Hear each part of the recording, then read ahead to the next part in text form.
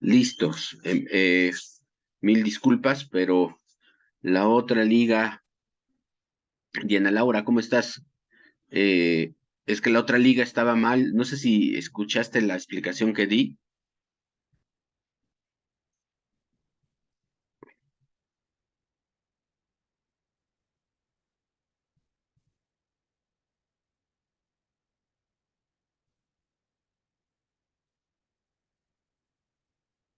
Ah, es que estaba mal la otra liga, se me paraba la grabación y es muy importante que se graben las sesiones para sus compañeros que las puedan escuchar asincrónicamente, así es el concepto.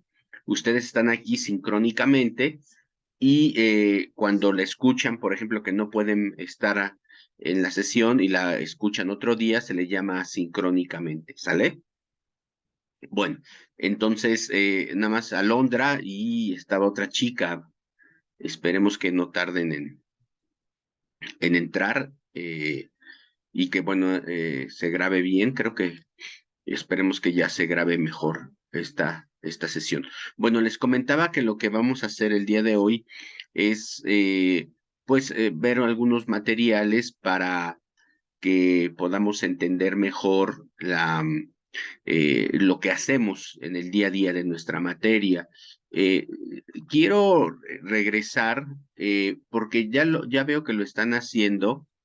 eh, pero todavía cuesta un poquito de trabajo esta cuestión de las citas. No sé si ya viste, Mariana, la retroalimentación que te di. Lo hiciste bien, en general estuvo muy bien tu trabajo, pero te falló una cita, la del Noticias H, creo. Eh, lo pusiste como referencia, haz de cuenta que en lugar de citar, lo pusiste así, ¿no? Todo completo. O sea, pusiste Noticias H, la fecha, el nombre del artículo y a dónde lo podría encontrar. Lo pusiste como forma de referencia. No, acuérdate que se pone de esta manera, como hemos estado viendo, entre comillas, el autor, el año y la página, ¿sale? Entonces, nada más ese detalle en tu trabajo, pero ya estás citando muy bien y eso me da mucho gusto que ya estés citando. Igual Alondra, Diana, esperemos que sus trabajos ya comiencen a citar para que puedan ustedes aprender, porque ¿qué pasa si no estamos citando? Se convierte en esto que yo les había enseñado esta imagen, se las voy a volver a enseñar esto, ¿no? O sea, el cortar y pegar. Si ustedes me cortan y pegan y no hay acá una mención al autor que están utilizando y mucho menos una reflexión, pues se convierte en este Frankenstein, ¿no? Que yo les decía. Y si es un Frankenstein, pues el problema es que no vamos a tener, no va a haber una coherencia, una estructura, un sentido, una organización de ideas, ¿sale? Entonces, tengan mucho cuidado en eso, ¿sale? Tengan mucho cuidado en esta parte para que no tengamos el problema de plagio, porque hacer esto, esta ilustración nos remite a un plagio. Entonces no queremos que nuestros trabajos estén plagiados, ¿sale? Que nuestros trabajos estén correctos y que no haya ningún problema con las entregas que nosotros estamos teniendo, ¿sale? Entonces, acuérdense, citado, comillas, ¿no? Aquí, fíjense, aquí lo que hace este autor es mencionar primeramente al autor. Entonces, aquí tú sabes que el citado 2010, página 6, es de Munroth. Entonces, hay diferentes formas de citado, ¿no? Aquí otra vez y lo cita así, de esta manera. Aquí lo vuelve a citar, ¿no? Aquí utiliza mucho este autor, ¿no? Ha de ser muy importante en cuanto a,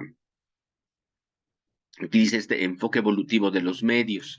Entonces, ha de ser muy importante, ha de ser, este es un autor canadiense, me parece, el que está citando. Pero bueno, esa es la idea de que vayamos mejorando en el proceso de citación, ¿sale? Bueno, ahora quería yo compartirles uno de los tantos materiales que tenemos en la prepa. Yo les decía que es importante que para el trabajo que ustedes están haciendo, recopilen, bueno, vean estas clases, pero también chequen los materiales, porque miren, les explicaba en la clase pasada que, bueno, hay un concepto que se llama investigación documental. Hay diferentes tipos de investigaciones, ahorita lo vamos a ver. La investigación documental tiene que ver, en principio, con escritos. Por ejemplo, el ensayo que ustedes leyeron la clase pasada de Octavio Paz, les comentaba que Octavio Paz había sido nuestro único premio Nobel que tiene México de literatura, y aparte, uno de los grandes intelectuales y poetas de México, que al final se derechizó, o sea, se hizo un conservador y se unió al poder, coqueteó mucho con el presidente de Salinas de Gortari, y se convirtió en un incluso cacique de la cultura en México, o sea, algo reprobable, pero eso no le quitaba su capacidad de poeta y de ensayista. En aquella época, estamos hablando de los años 50, 40, incluso 30, 40, 50 del siglo pasado, la única manera de tener comunicación entre los intelectuales, entre la gente de los medios, eran por medio de cartas escritas a mano. Es una práctica que se ha perdido. Yo no escribo una carta a mano, yo creo que desde el 2001, que estuve en España, estuve viviendo un rato en España, en Madrid, y le mandaba cartas a mis papás. Ya había correo electrónico, pero pues mis papás no tenían correo electrónico, ¿verdad? Yo llegué en el 98 a España, ya había correo electrónico, pero por ejemplo a mi esposa, en ese tiempo mi novia, yo le escribía cartas de 2 hojas, ¿no? Eh, las hojas, por ejemplo, en España no existe el tamaño carta, está entre el tamaño carta y el tamaño oficio. Allá le llaman folios a las hojas. Entonces, pues yo me aventaba mis cartas, ¿no? Y las tengo aquí. Fíjense, la otra vez recuperamos un montón de cartas que ella también me hacía y que yo también tengo. Pero bueno, mis cartas además tienen validez para mí y para ella, ¿no? Y bueno, para mi hija, si algún día las quiere leer, incluso yo creo que por eso las conservamos, ¿no? Por si algún día ella quiere conocer esa parte de nuestra historia de vida, pues las pueda leer. Pero bueno, estos intelectuales, por ejemplo, Octavio Paz, Carlos Fuentes, y demás, em, escribían sobre su sentir político, social, literario, artístico. Yo creo que se aventaban una carta diaria, porque no solamente era una persona, era Adolfo Reyes, Alfonso Reyes, Carlos Monsiváis, José Emilio Pacheco. Entonces, bueno, entonces tienen un acervo de cartas, se genera un acervo que incluso ya después los familiares las recopilan. Por ejemplo, en el caso de Octavio Paz y creo que Carlos Fuentes, uno de los dos, sus cartas están en una universidad de Estados Unidos, creo que de Austin. La Universidad de Austin, Texas, tiene una maestría, tiene estudios de posgrado de letras mexicanas. Entonces, los investigadores que quieran conocer, por ejemplo, salió un libro hace poquito, hace un año, entre las cartas de Octavio Paz y Carlos Fuentes. Me quedé con las ganas de comprarlo, pero la investigadora se fue a las universidades donde estaban esas cartas y entonces lo que hace es una recopilación de los temas, de lo que se decían. Ellos eran muy buenos amigos y luego rompieron, al final rompieron. Eh, a veces las rupturas ideológicas son irreconciliables. Entonces, a eso se le llamaba investigación documental, revisar cartas, por ejemplo, de dos grandes intelectuales de México y bueno, lo que aportaban. Para qué puedo yo leer las cartas? Bueno, pues porque puedes hacer un trabajo de investigación sobre cómo estaba la vida cultural, intelectual en México de esa época, los proyectos que se generaron. Aparte de libros, hacían revistas, que por ahí, por ejemplo, todavía siguen algunas revistas como Nexos, Letras Libres, y bueno, o sea, se hablan de la vida intelectual de esa época en México. Bueno, yo creo que llegaron hasta los 80, los 90, ¿eh? Bueno, hay otro tipo de investigación que es empírica, ¿no? Por ejemplo, ahorita no sé si hoy escucharon que sonó mi teléfono.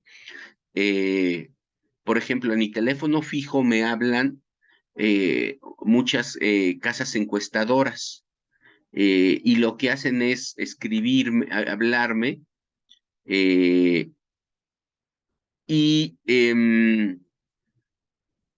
para ver, por ejemplo, qué compro, para ver por qué partido político voto, o por ejemplo, cómo me cae el presidente, etcétera, etcétera, etcétera.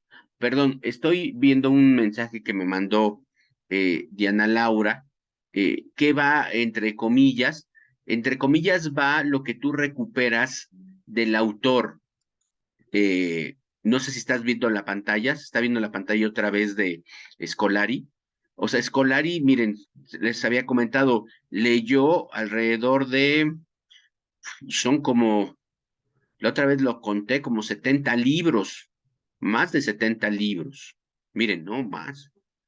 Entonces, él leyó todos estos libros para hacer su artículo. Entonces, en una de esas le gustó esto que dijo Berg.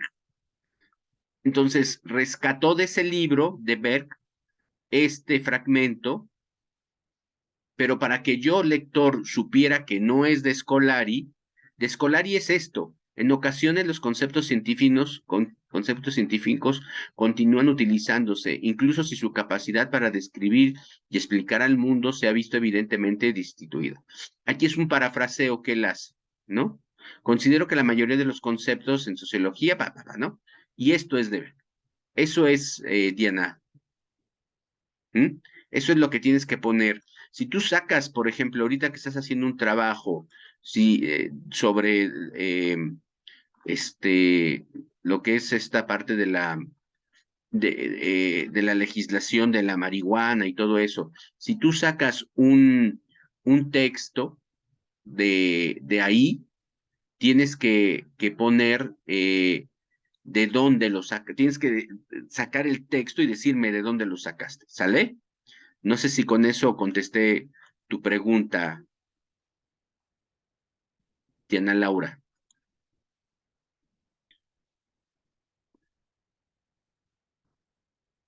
Ok, perdón que no lo vi a tiempo el mensaje, Diana, perdón.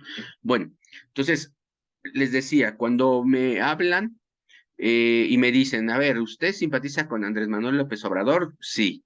Entonces, ellos registran mi sí, ¿no? ¿Usted votaría por Morena? Sí.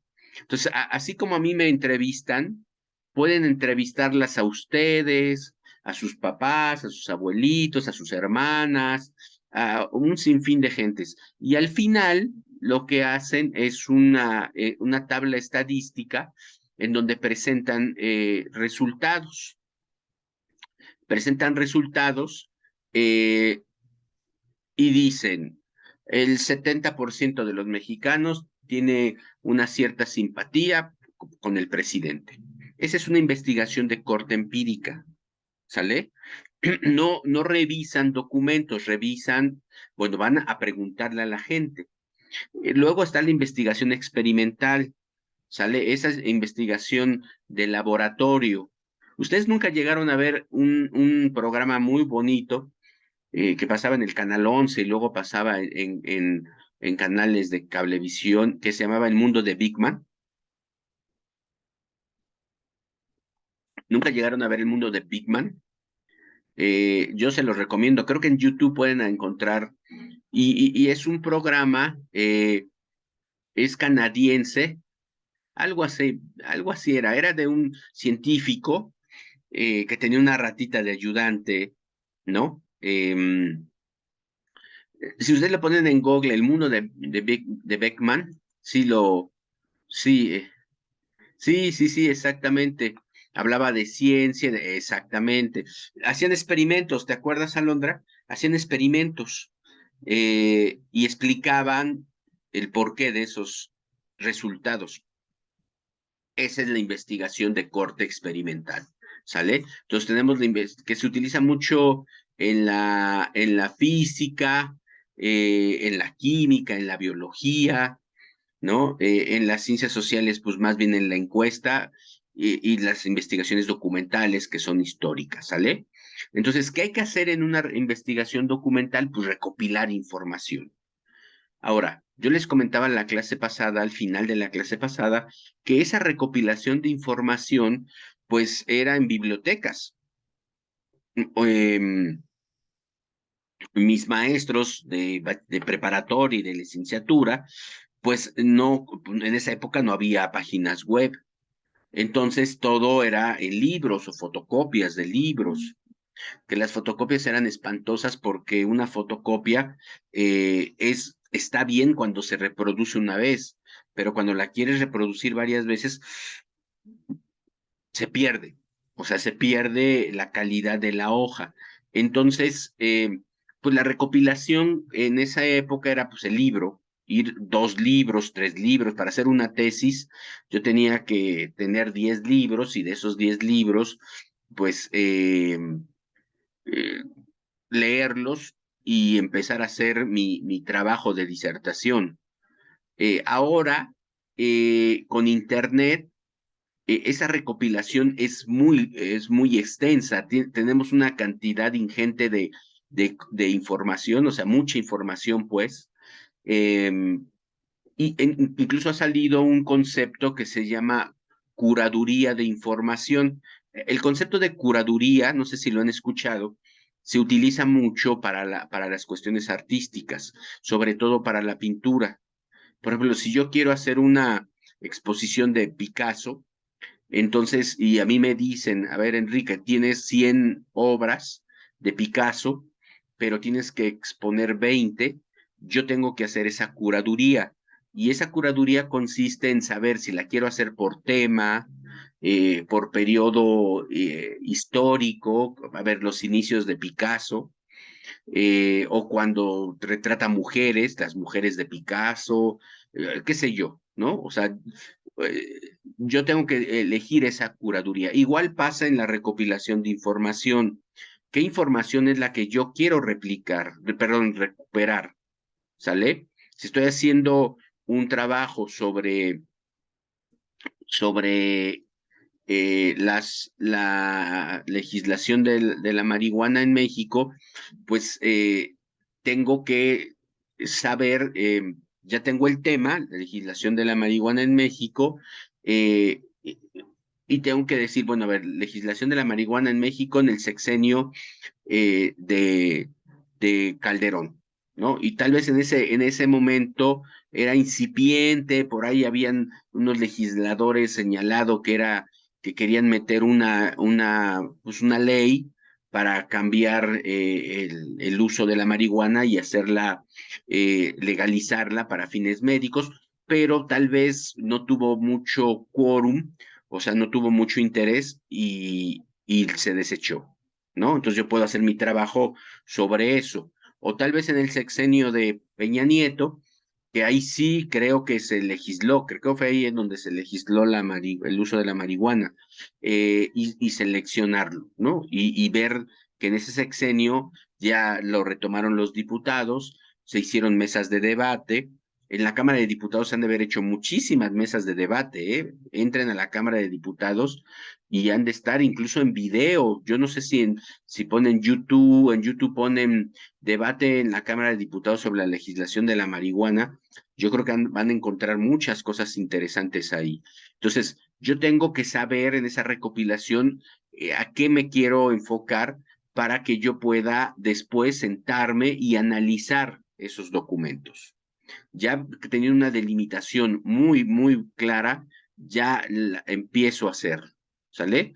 Y bueno, ya empiezo después a organizar mi documento, mi escrito de investigación documental y ya luego lo difundo, ¿sale? Este es como un procedimiento muy, muy importante, que la difusión se hace a partir, pues, de la grabación, por ejemplo, que están haciendo ustedes, del propio escrito, de una serie de conferencias en donde ustedes pueden ir. No sé si luego la prepa nos vaya a decir, a ver, denme los mejores trabajos de alguna de sus alumnos y vamos a organizar un foro, no sé, pero el chiste es que ustedes puedan difundir este trabajo. Al principio, bueno, pues lo difunden conmigo, ¿sale? El hecho de hacerlo lo difunden conmigo. Bueno, eh, aquí hay un audio que habla sobre las fuentes impresas. Lo voy a poner y me dicen si lo escuchan, ¿sale? A ver, espérenme. Denme un minuto. A ver.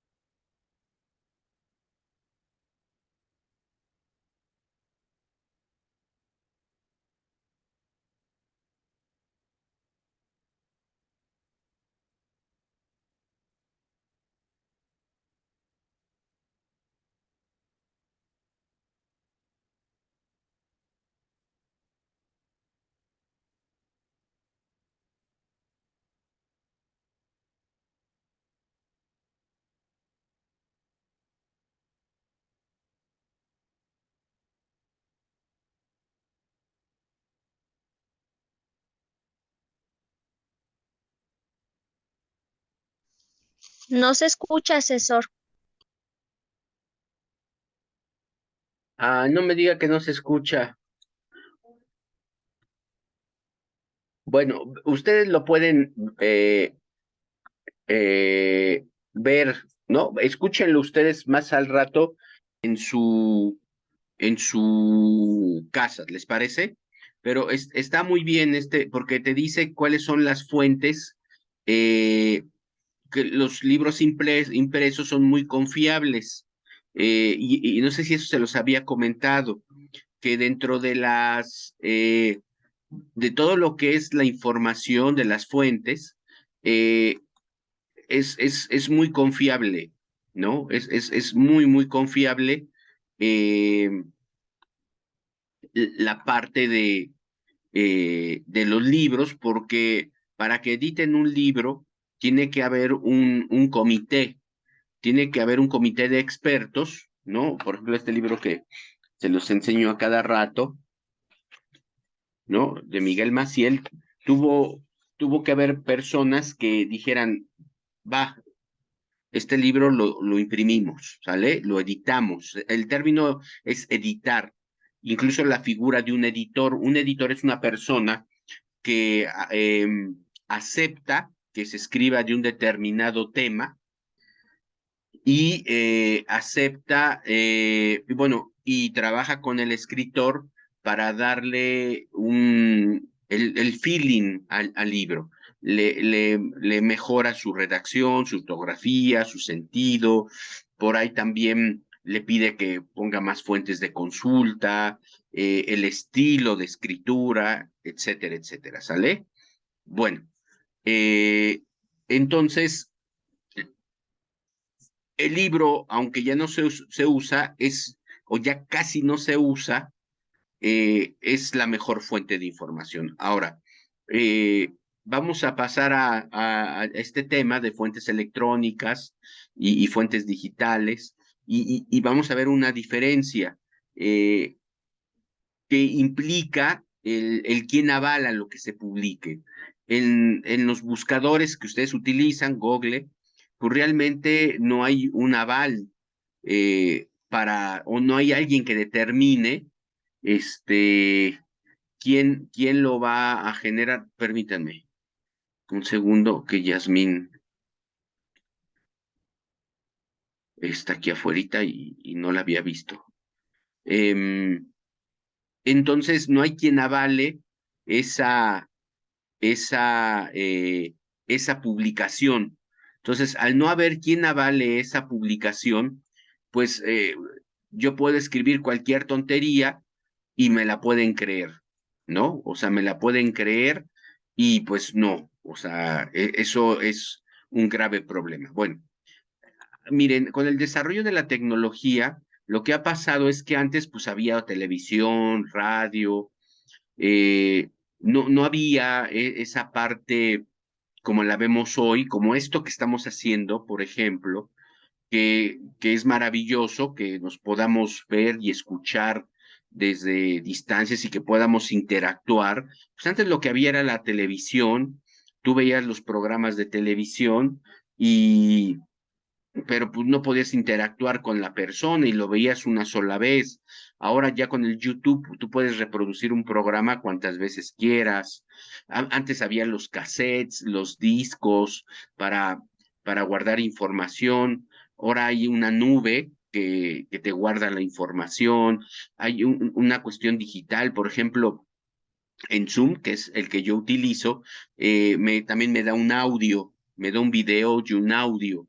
Entonces, por eso era importante que, ahorita que les decía que empezamos otra vez la clase, porque pues me graba la clase y en un formato digital. ¿No? Entonces, eso es maravilloso. Ahora, bueno, toda esta tecnología. ¿Y qué pasa con esa tecnología? Bueno, pues que hay un motor de búsqueda. Aquí, este video es buenísimo, se lo recomiendo que lo vean, porque te dice cómo opera el motor de búsqueda.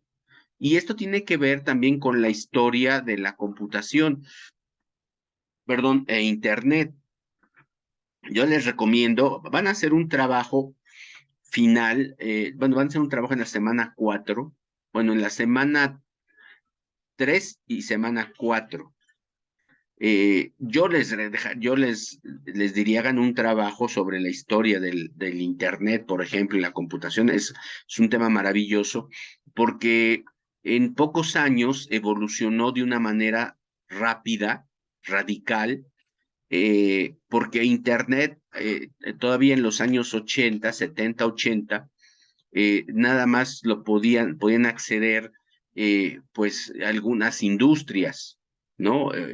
Por ejemplo, en Estados Unidos la industria armamentista, el ejército. Ya en los años 90 se empieza a comercializar y en el año 2000, 2004 para ser más exacto, se empieza a comercializar más por la invención de las páginas web, ¿no?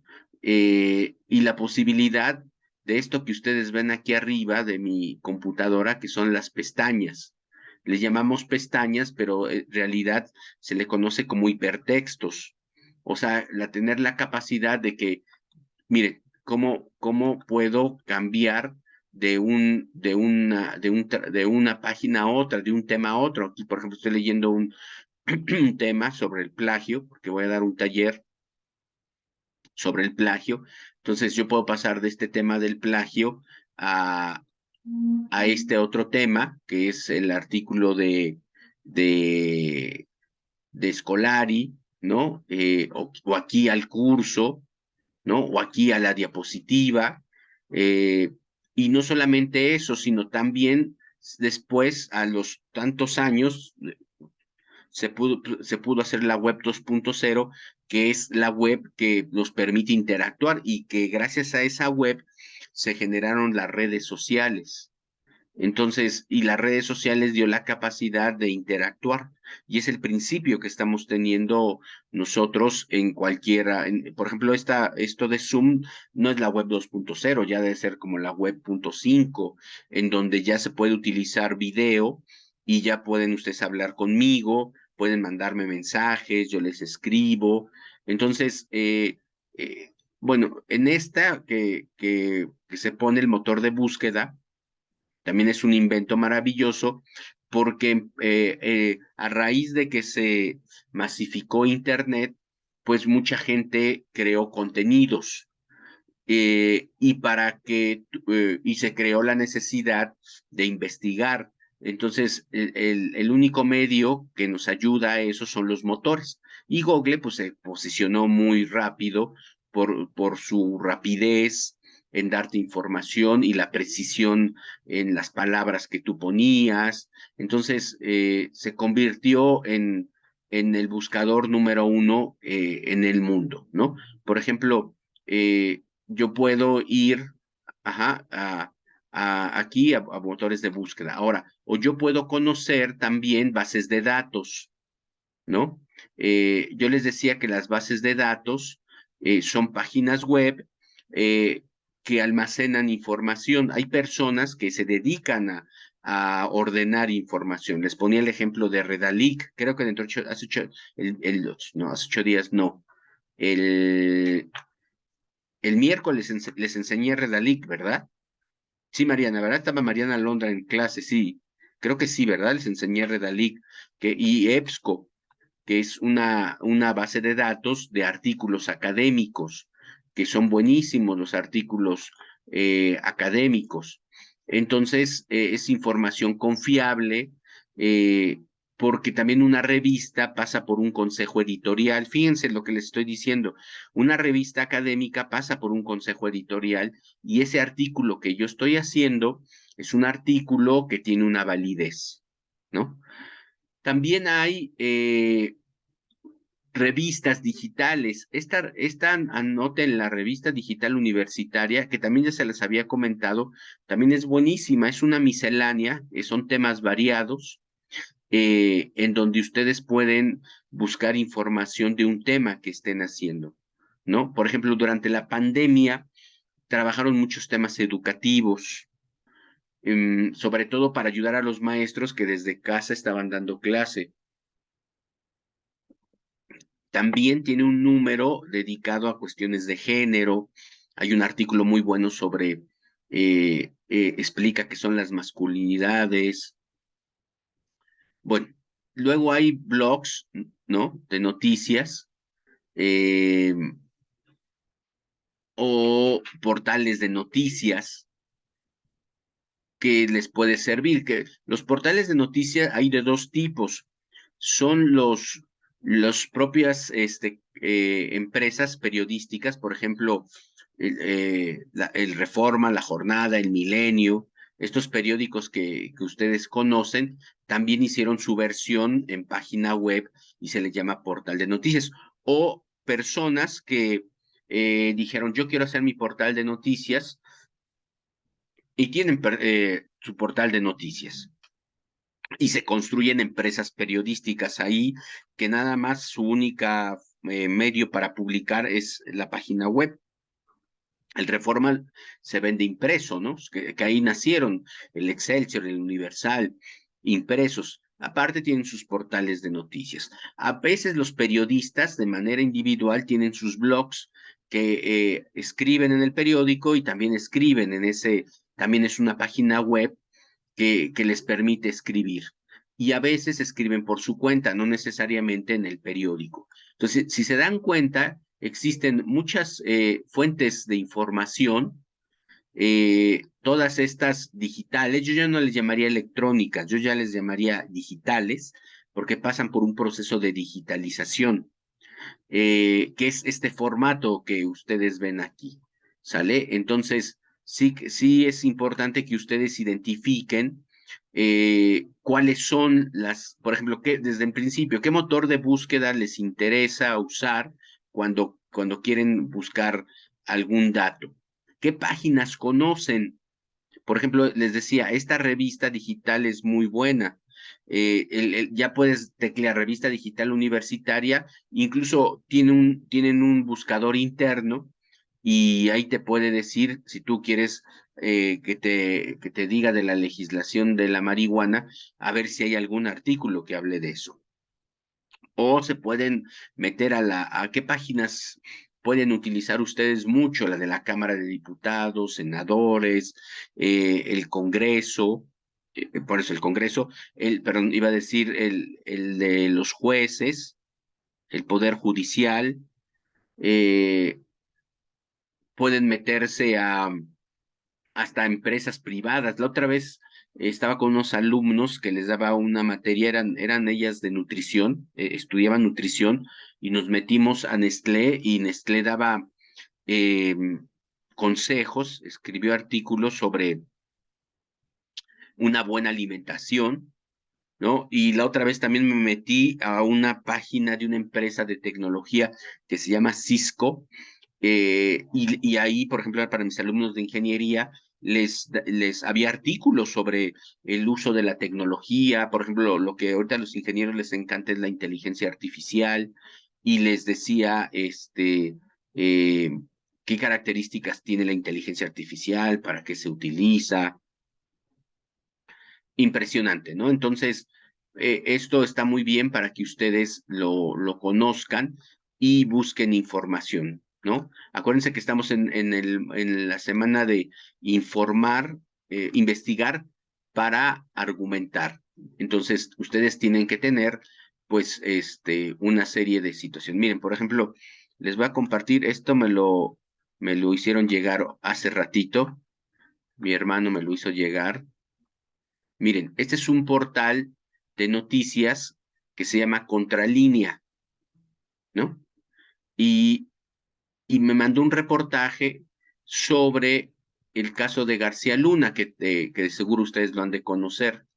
Eh, y está muy bien porque dice, en gobiernos de Calderón y Peña, García Luna robó 746 millones de dólares al erario. Fíjense, cuánto dinero robó este infeliz, y quería ser presidente. No, pues estaríamos peor. Entonces, Contralínea es un buen portal de noticias, ¿no? Miren, aquí, por ejemplo, estas tablitas, pues ayudan a entender la situación, ¿no? Entonces, aquí te ponen imágenes, vean cómo ponen también el crédito, ¿no? Es como una cita, es un crédito, ¿no? Te ponen todas las empresas. Esto es lo que me refería yo a un portal de noticias. ¿Sale? Se los voy a pasar al chat por si les interesa este tema. Ahí está. ¿Sale? Por si les interesa conocer qué está pasando en México con este tema.